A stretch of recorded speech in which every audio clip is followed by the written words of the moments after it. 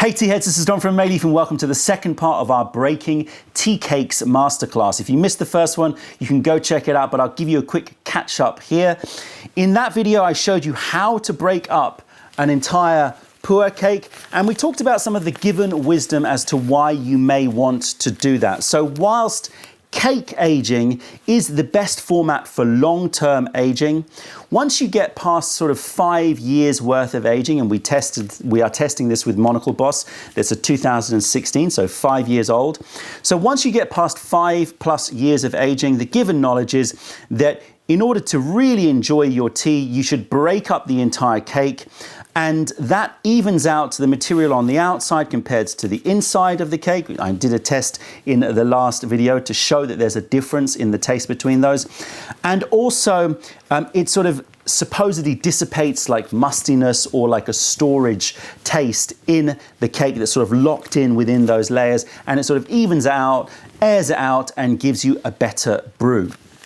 And sometimes what people will do if they really like a tea is they'll buy a tong and they'll take one cake out for their tong, or sometimes they'll just buy an extra cake, so a tong plus one, and then they'll be breaking into that cake, and once they find that they found a sweet spot in the sort of aging process, they'll put that cake aside, they'll pull a full cake out of their tong, they'll break it all up, they'll store it in a Xersha clay pot, and they'll be drinking that tea, so they'll keep drinking that tea. And once they finish that tea, then they'll go back to the test cake, the half-broken cake, and they'll keep testing until they find a time when they really want to break open another cake. That's the sort of traditional way of handling your PuErh teas. Obviously, that's the luxury of when you can purchase yourself tongs of tea, and so that may not apply to you, but we'll talk about what aspects of this theory apply to you once we've come up with our conclusions. So what I did in the last video, rather than just taking this given knowledge as fact, we want to test it out. So I took an entire cake of Monocle Boss, I broke it all up. Half of it I stored in this Xersha clay pot, and this has been a month in storage, so a month, and the tea sort of came up to about halfway, so you had about half of this was air, but it's a breathable container. I also put half of it into this pouch, and I sort of squeezed the air out and kept it in there. Now, it's not perfect vacuum seal, of course, but sort of relatively airtight conditions. And what I'm going to be doing today is I'm going to be doing a taste test between a full cake, so breaking into a full cake, breaking into half a cake, so a half eaten into cake, a half broken cake, compared with the traditional way of doing it, which is airing it out and putting it in a breathable container, and comparing it with this low oxygen, let's call it, environment. But it's only been a month, bear that in mind. So really, I am sort of coming at this with a little bit of skepticism. I'm going to see if this really makes a difference. So I'm going to weigh it all out so that we've got the same amount of tea, and we're going to come back for our taste test. Here we are, right in front of me. I have 4 of the same tea, Monocle Boss, a Gushu Raw PuErh from 2016. This one is from a fresh cake, so broken from a fresh cake, and I made sure that when I broke it, that I took it from the outer edge, and I made sure that there was both outer leaves and the leaves inside the cake included. I've tried to make all of these the same sort of leaf size. I've sifted out any potential broken leaves to try to make it as even as possible. Remember, tea is forever changing. Every batch of tea has differences between them. So this is just my initial snapshot. I'm going to have to do more tests. I would encourage you to do more tests depending upon what comes out of this taste testing, and I really have no idea what to expect here. So this is from a full fresh cake. This is from that half-broken cake, and really this is more of a realistic use case, because you out there are going to be making a decision. Unless you've got lots and lots of cakes, you're essentially going to be making a decision. When you take your cake, are you going to break it all up, or are you going to be sort of brewing in stages and brewing into it? Now, it really depends on how long you're planning to store the tea for, how long you're planning to store the tea cake for, but I would say that this is more of a practical use case situation where you're testing whether or not it's better to break the leaf up, as in these cases, or keep moving through a cake that's still in its cake form, but it's slowly being broken into.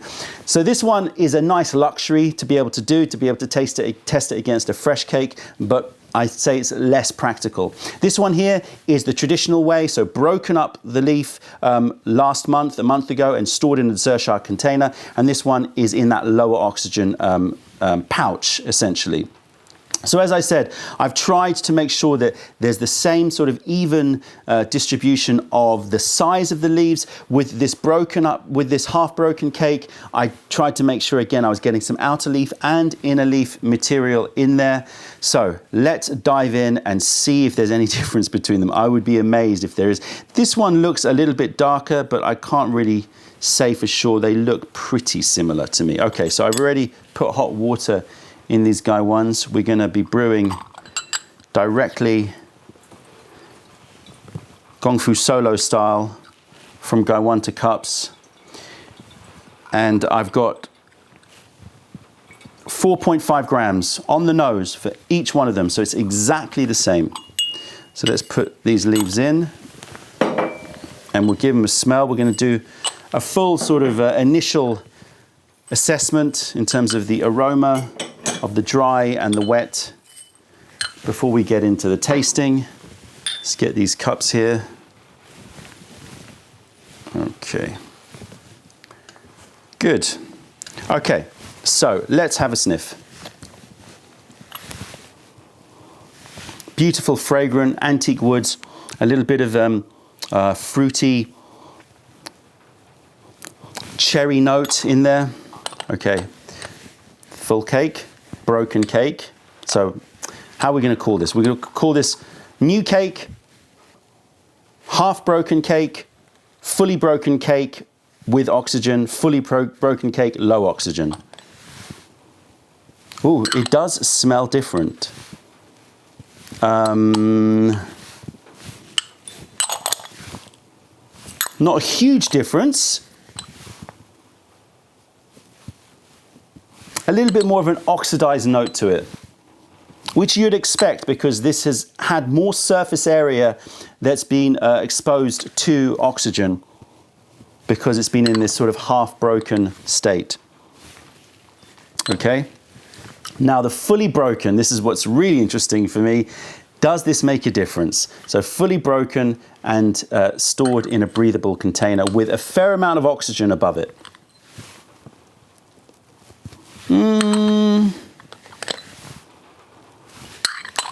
Okay, yes.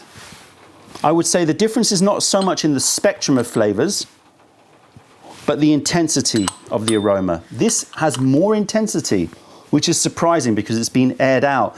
Again, I sort of have this vision that when you keep it loose, it's going to sort of dissipate and lose aromatics, but it doesn't seem to be the case. Seems to be stronger in aroma than both of these.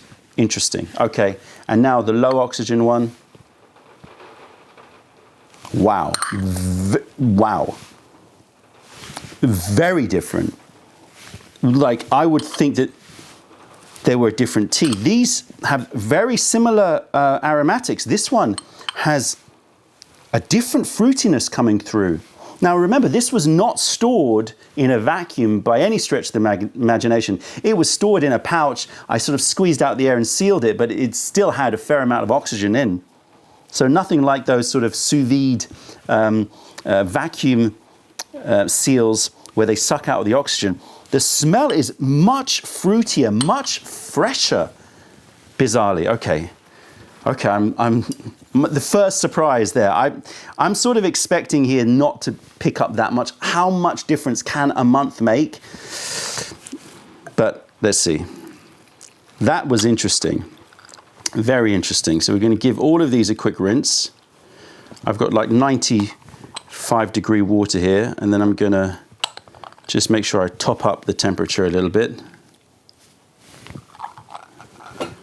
Oof, I'm surprised. In a month's time, where there's hardly any difference in the storage, just a different sort of level of the head of oxygen in there. And yes, the Zershar clay is breathable, so you're getting more transfer, but how readily breathable, I mean, how much oxygen is being replaced in those Zershar clay pots? I don't think it's that much. Over a month? I'd be very surprised if this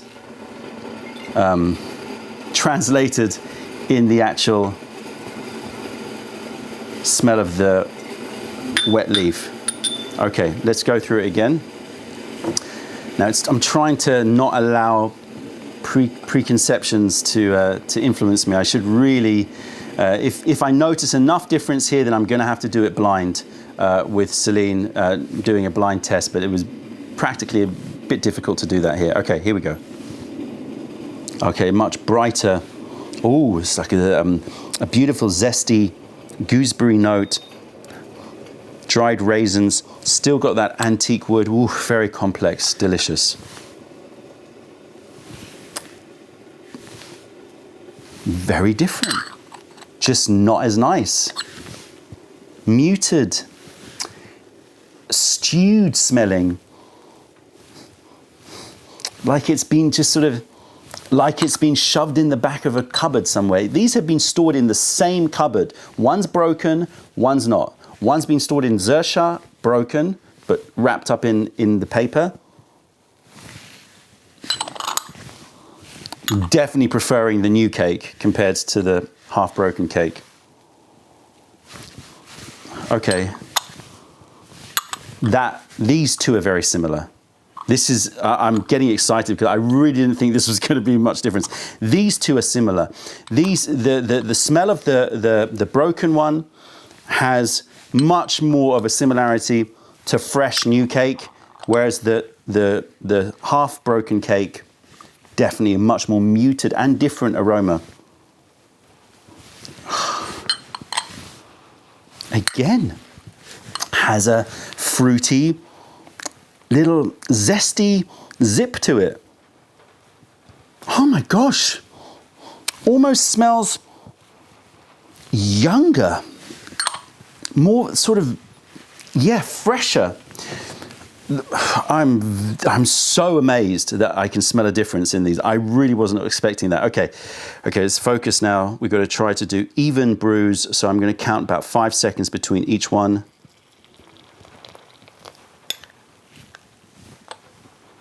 Maybe 10.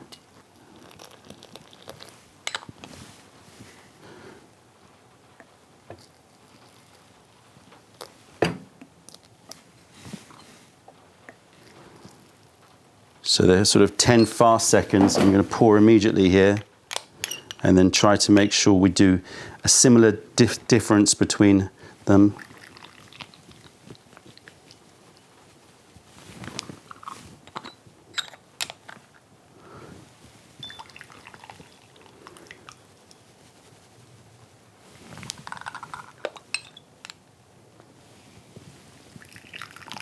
Wow.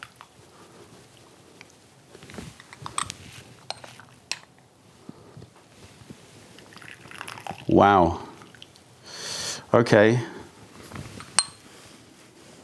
I don't know about you, but I see a difference here. That looks darker. The half broken looks darker. This one, the cake aged, full cake, new cake, looks sort of the next. And then these two are perceptibly lighter. Now remember, as I said, I did try to make sure that we got exactly the sort of same consistency of the leaves with Monocle Boss. That wasn't that difficult because it's such beautiful full leaves anyway. But to my eye, and I'm not sure if you can see it, these two are lighter than these ones, and this one looks darker. So I'm going to have to try to work out the conclusions afterwards, but just sort of mark them down in my head. So the half broken cake had more of a muted, musty, stored smell and darker liquor. Cake, new, slightly darker, and these two lighter. Okay, let's go through these. Getting a lot of antique taste. antique woods. It's just opening up.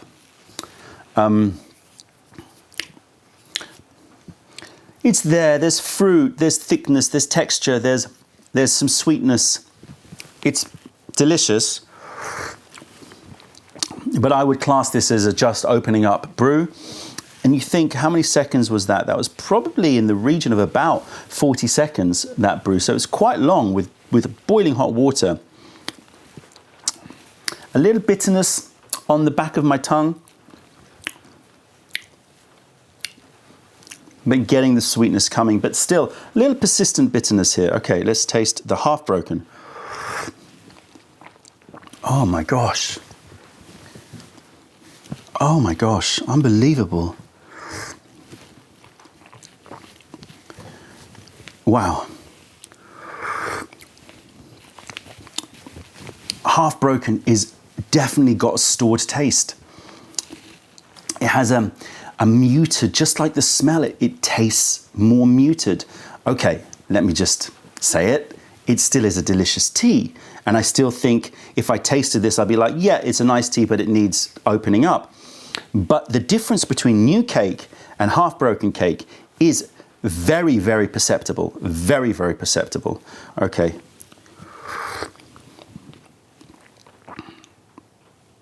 That's the best so far.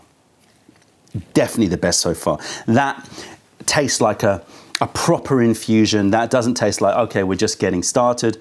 That is delicious. That bitterness is not there. It's smooth, it's sweet, it's fruity. Yes, I'm getting woods, but they're more aromatic. They're more in the sort of cherry woods rather than antique woods. And I know cherry wood probably doesn't taste of cherry, but I'm mixing that sort of fresh wood with cherry fruitiness. This one here, in comparison, just very, very muted, and lots of those antique woods. Okay, let's see if the slightly lower oxygen made a difference.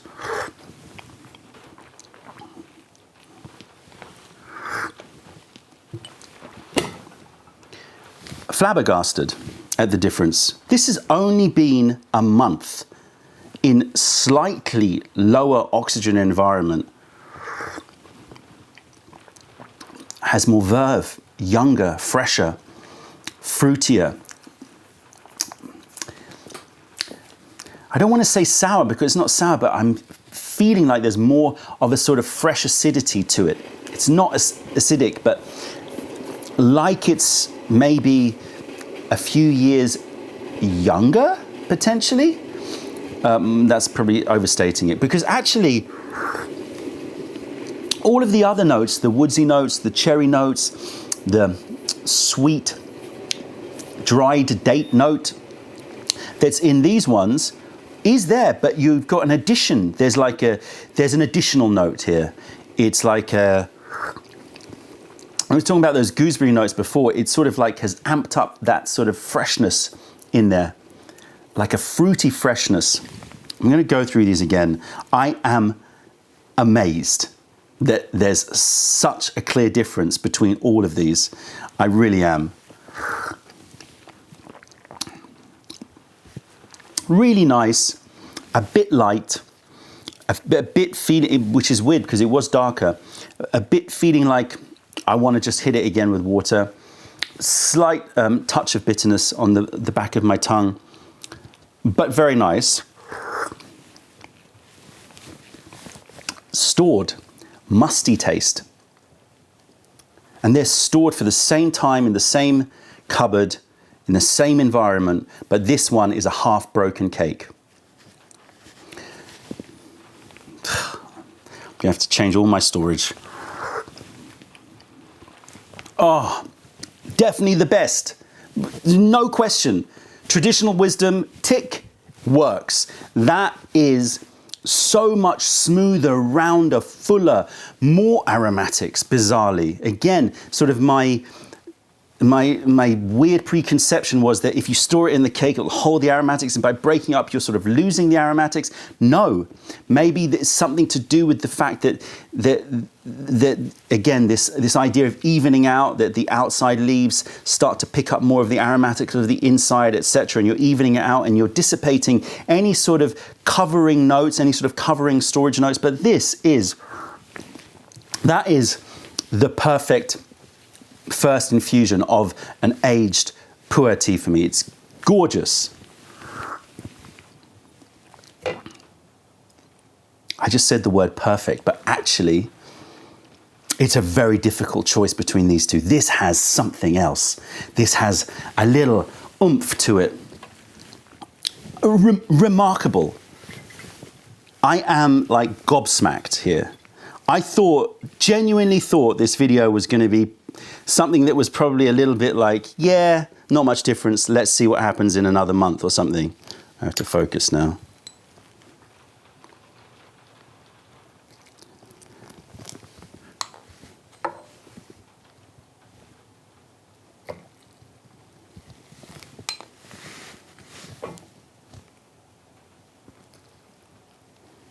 Probably haven't seen me so quiet doing brewing ever before, but I really want to make sure that I'm making pretty similar intervals here.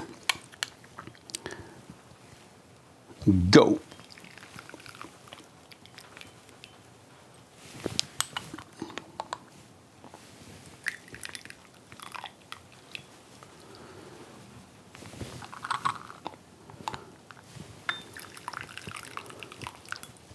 Again, lighter.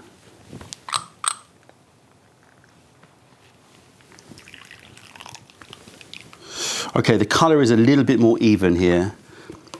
It is a little bit more even, but again, I would say that the half broken looks darker, and that probably is to do, well, it's guesswork now, but something to do with lots of surface area, having more exposure to oxygen, possibly, versus this being a fresh cake that was just broken up. It may be that this one is more oxidized, I'm not sure, but it is perceptibly darker than these two. This one, again, is maybe a bit more similar. Okay, let's test it again.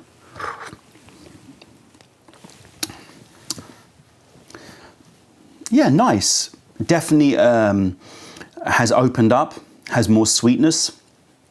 But again, I am feeling like it's not at its full potential, especially knowing what these taste like. I feel like it is being held back. It's like, you know, it's trying to run and just somebody's holding it. It's just not quite singing at the moment. And again, that touch of bitterness on the back of my tongue, which is weird because that's not for any of the others. Again, has that classic stored, musty is not the right word, because musty sort of brings about ideas of sort of mulchy in my mind. When I'm talking about musty, I'm talking about very dry attic, you know, slightly slightly dusty in its sort of character. It's sort of dry and been stored and not had enough airflow going through it, which is bizarre because I know this is a half-broken cake, so it has had probably more airflow. But I can only tell you what I'm tasting. Muted. That bitterness is actually there. Lots of antique woods. I would again say, yeah, I want to brew a few more. The character of this tea is not really shining yet. Oh, I am completely sold. Man, my storage is going to have to change. Oh, this means more storage space. The beauty about storing as cakes is because you can keep it in small, you know, it stays compressed. When you break open a cake, it takes up, like a full cake would have taken up 2/3 of that Bing jar for one, you know, it's a 357 cake, but still. That is just singing. That is in full flow, sprinter in full flow. loads of aromatics, fruity, a little raspberry note, a little tang, gooseberry tang, the sweetness that persists on the tongue, gorgeous, airy, vaporous, not muted, not like deadened, but just singing, alive.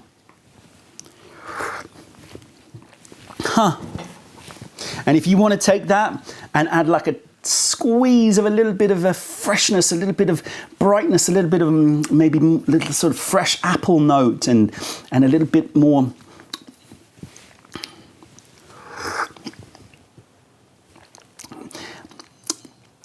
I want to say fermented note, but it can't be fermented because it was not left long enough and there was oxygen in there, but a little bit more of a sort of grapey fermented note happening in there.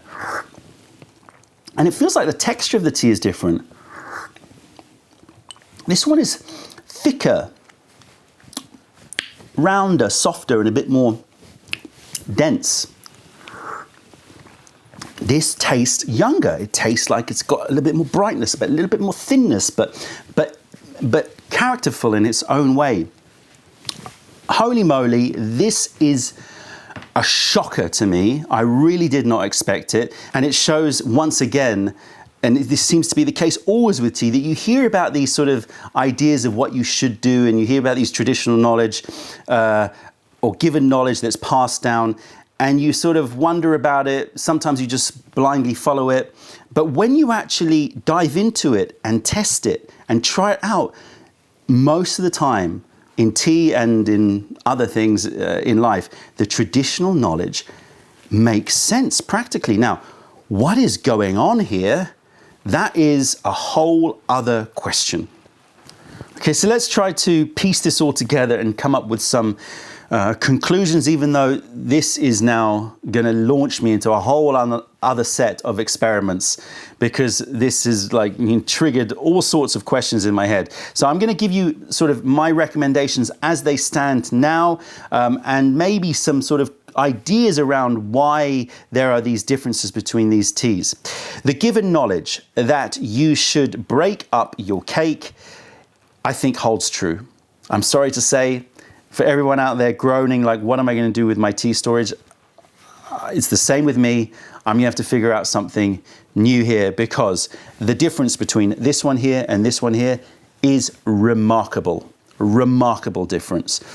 The half-broken cake, drinking from a half-broken cake is nowhere near the same level of experience as drinking from tea leaves that have been broken and loosened and stored for a month.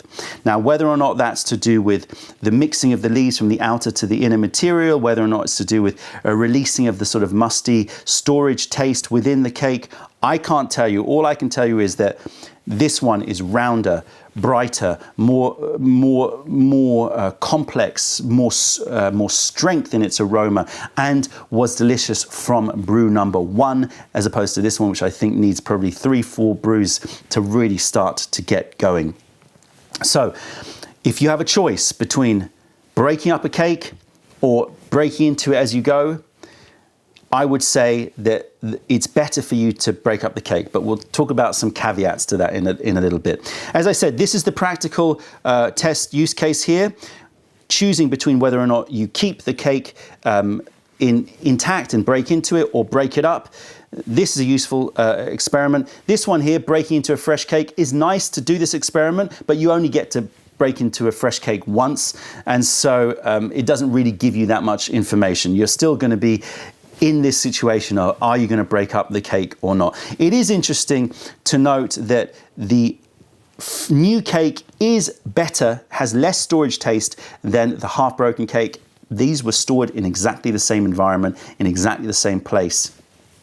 But the act of opening up the wrapper, breaking into the cake, closing it up, that does something. Bizarrely increases the storage taste. I don't know how that works, but the conclusions are that new cake is better than half-broken cake. But better than both of these is fully broken up cakes. Again, I would say this only applies to teas that have had 5+ years of aging. I don't think that you would notice a difference with younger cakes, although clearly I have to do that experiment too. So if you are breaking up the cake, how should you store it? Should you store it in breathable or should you store it in lower oxygen? This was just on a whim I decided to do this, but I'm amazed at the difference. So I'm going to have to now go further and do experimentation into fully vacuum sealing tea versus the breathable and see how much difference develops. But clearly, even within just 1 month, with hardly any difference in the storage, just a headroom of oxygen compared to low oxygen in that pouch and sealed off versus breathable, there is a clear difference between these two. And it raises the whole question of, should you store your cakes in breathable, really? Or should you sometimes store it in a low oxygen environment or even a vacuum? I don't know. I'm really treading on some toes if I start to move into that territory. But the experiments are worth doing, and I will certainly go about doing those experiments now that I've tested this out. But how does this apply to you practically? If you've only got one cake, you've got one cake of something that you really enjoy, on the one hand, some part of you is thinking, I want to store this over the long term and see how it's aging, and therefore I should probably keep it in a cake format.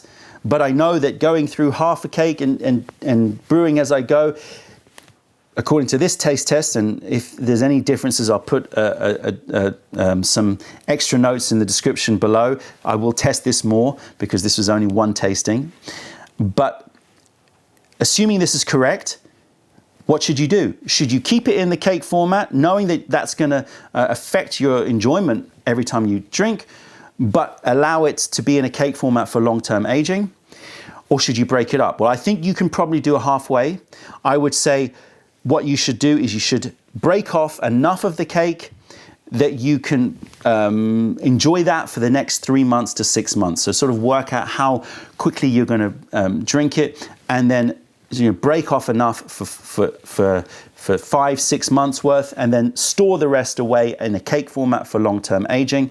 That way you can get the advantage of this dissipation of the mustiness and the storage taste, and enjoy your teas in their prime, but still have the cake aging. This is assuming that the same result is going to happen, because don't forget, this broken was from a fresh cake. So there's lots of question marks in my head, but the assumption is that if you've only got one cake, break off enough to last you half a year. Keep that either in low oxygen or oxygen, depending on how you want to experiment, or try a bit of both, and then store the cake away for aging, but do not drink directly from breaking a half-broken cake. That would be my advice to you. There's so many more experiments that this has now created. The beautiful thing about tea is that no matter what, it's always going to surprise you. This has really, really surprised me, really, really humbled me. Again, I love that about tea. And I love the fact that this traditional wisdom, this sort of passed on knowledge, when you test it out, it actually works against all expectation from me. I never thought 1 month would make such a big difference between the half broken, the fully broken, and the fully broken in a low oxygen environment. So many more things to try out, so stay tuned. We're going to be doing more experiments. Please do your own. Let me know, write to me, let me know what you come up with, and we will dive further into this beautiful mystery of aging tea. That's it, tea heads. Check out our other videos, taste our teas wherever you are in the world by browsing mayleaf.com, and come visit us if you're ever in London. Other than that, thank you for being a part of the revelation of true tea. Stay away from those tea bags. Keep drinking the good stuff and spread the word, because nobody deserves bad tea. Bye.